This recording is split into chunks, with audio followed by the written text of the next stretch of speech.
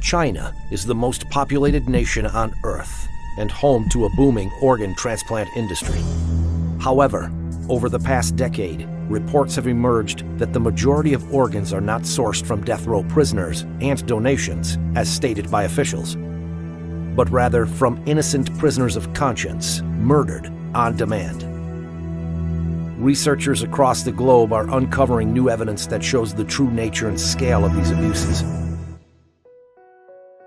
In June 2016, 3 independent investigators jointly published a 680-page report of irrefutable evidence.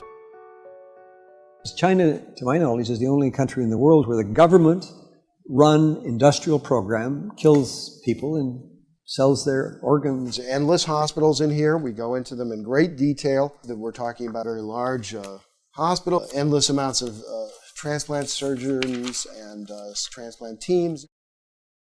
I was really surprised how high the number was. I mean, as I say, it's multiple between 6 and 10 of the official figures. Hearings were held by the U.S. Congress, the British Parliament, the European Parliament, and the Canadian Parliament. The U.S. House of Representatives unanimously passed a resolution condemning the systematic state-sanctioned organ harvesting from non-consenting prisoners of conscience. China's killing for organs is making a major appearance across media outlets all over the world.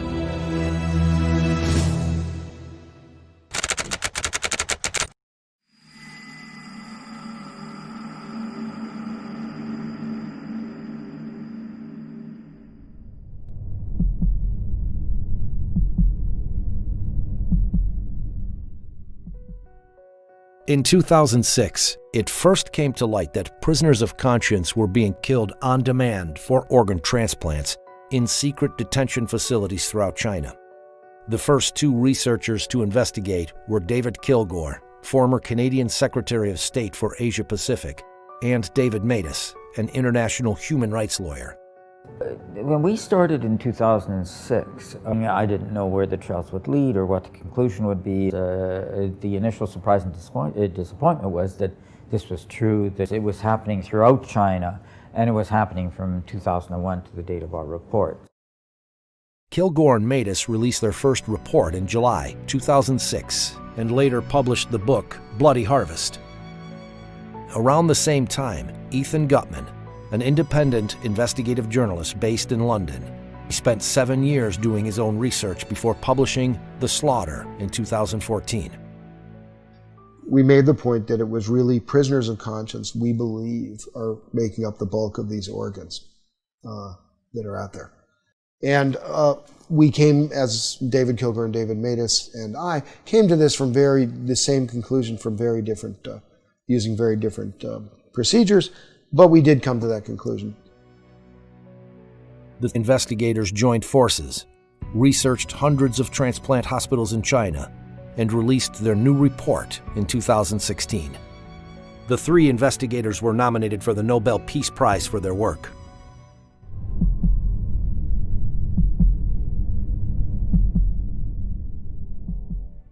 Discovering exactly how large the transplant industry is in China and how many victims there have been is difficult. The researchers spent a decade piecing together the evidence.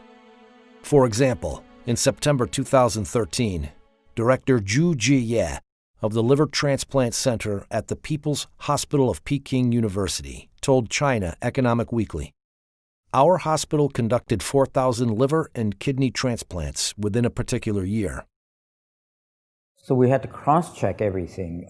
So when we had posted volume numbers, we cross-checked it against staff, against beds, against research publications, against media reports, against the purchase of immunosuppressive drugs. I mean, every which way we could.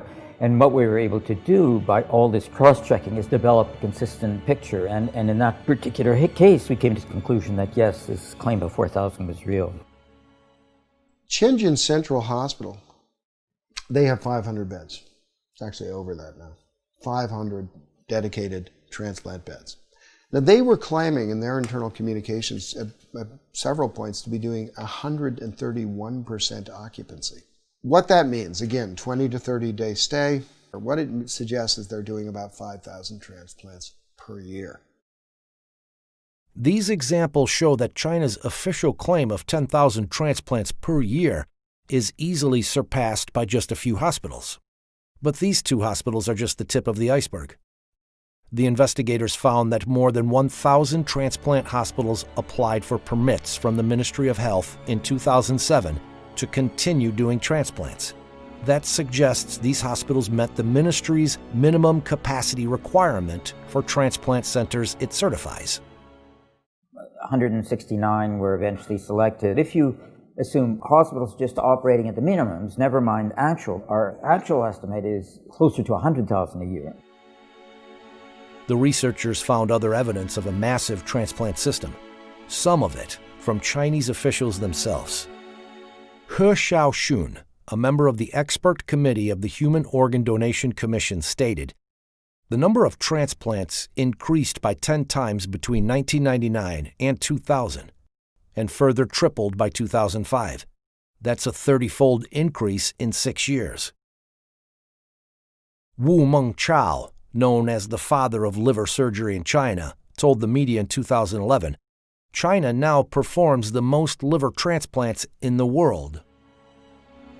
Since 2000, the entire United States has performed an average of about 6,000 liver transplants a year. This could be matched by just a few hospitals in China. That they had this endless supply of organs available on demand, and the only limit was capacity. And so what you saw after 2001 was this huge building boom. New beds, new wings, new hospitals focused on transplants. And so that the volume, when the system's operating at capacity, increased year by year.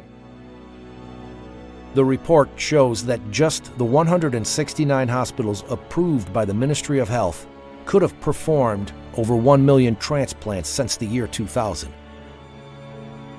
Many more hospitals were also doing transplants despite not having been certified.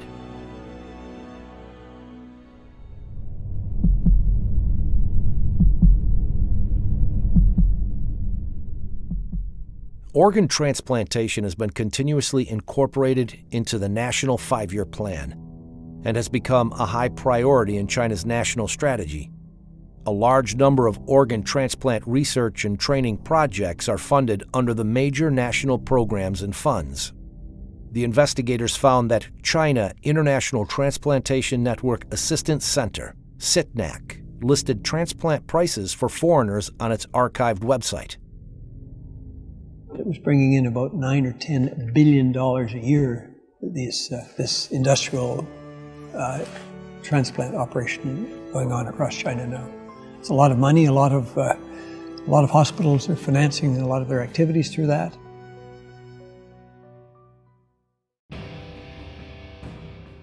They're watched very, very closely indeed by the top leadership. So they're fully aware of this, as well as the fact that Wang Lijun, one of the Bo Xilai, who was a contender for the Chinese presidency, this was his right-hand man. He was the most famous policeman in all of China.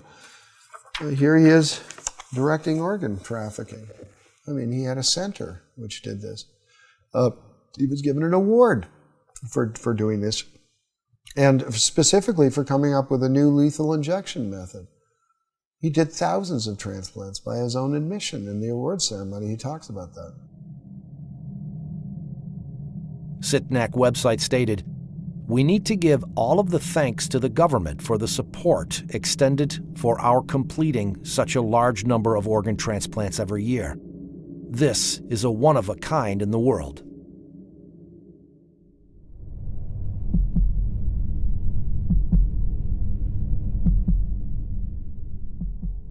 Researchers were particularly struck by one aspect of these transplants. Unlike anywhere else in the world, they were being done on demand. In countries with advanced organ donation and allocation systems, patients must usually wait years for a donor to become available. Yet in China, waiting times are commonly in weeks. The 2006 Liver Transplant Registry report showed that 27% of samples were emergency transplants. That means they found a new liver within days or even hours.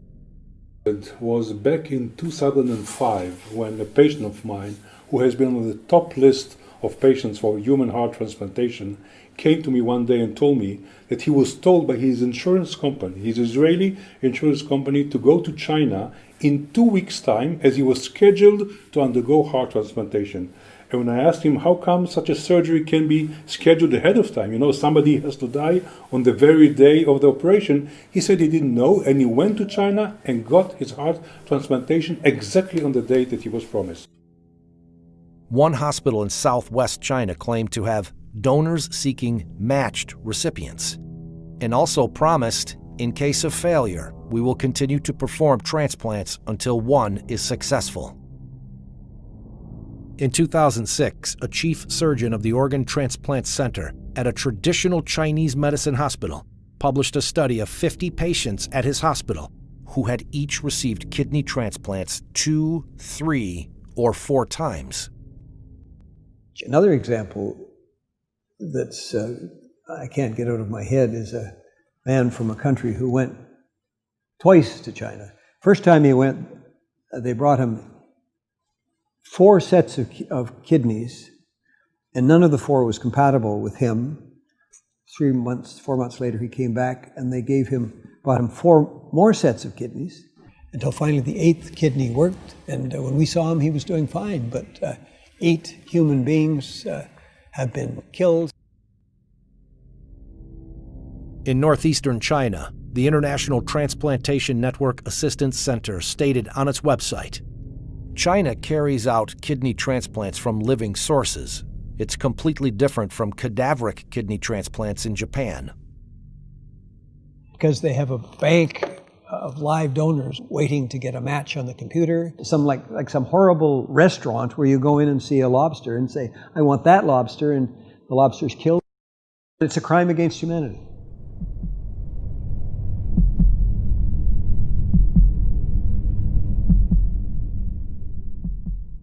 The Chinese government claimed that the vast majority of organs came from death row prisoners, and later, donations.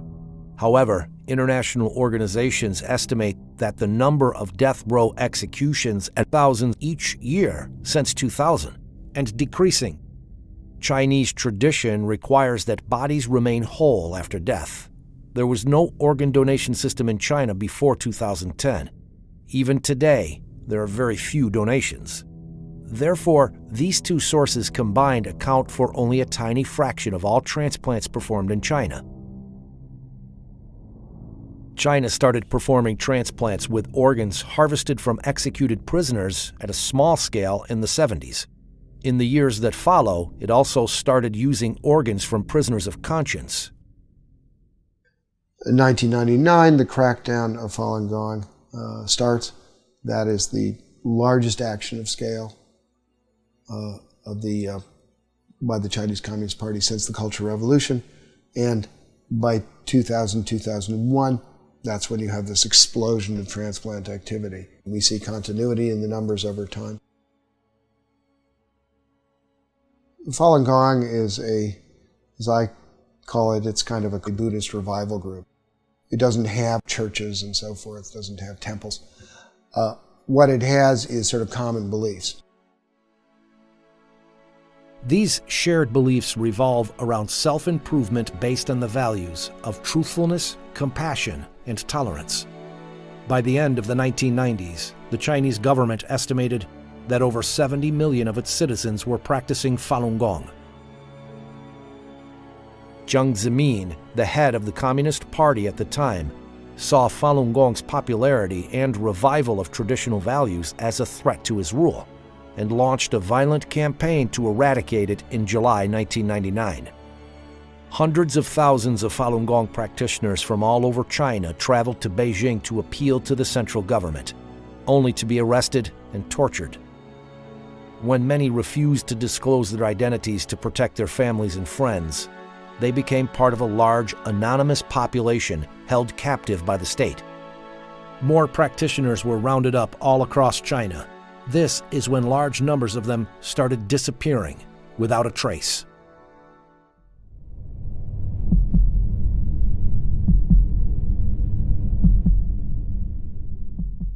The official line in terms of repression of Falun Gong of the party is bankrupt them financially, ruin their reputations, destroy them physically. So that the vilification is destroying their reputations, the organ transplants is destroying them physically.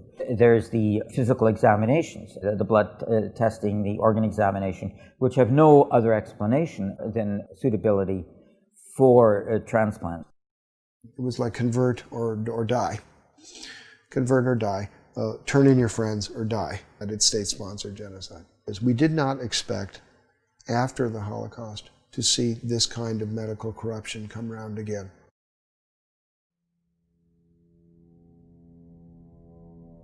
How can doctors, people trained to heal, harvest organs from living people for transplants?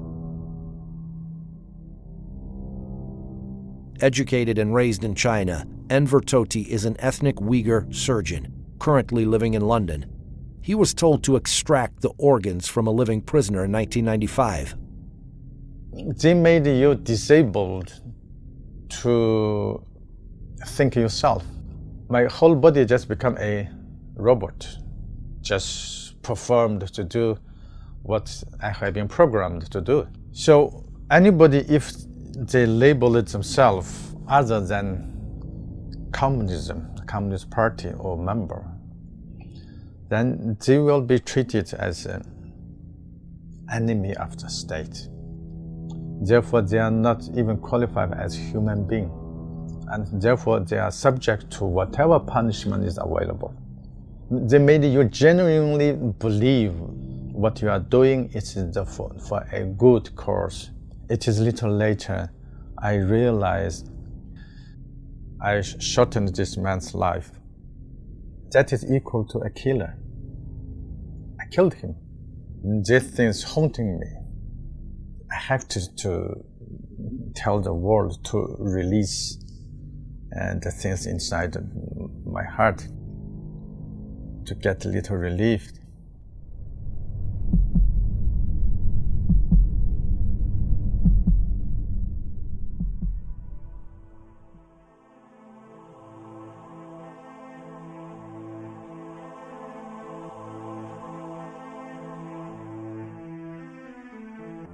In February 2017, Freedom House, an international human rights watchdog, published its own report on religion in China.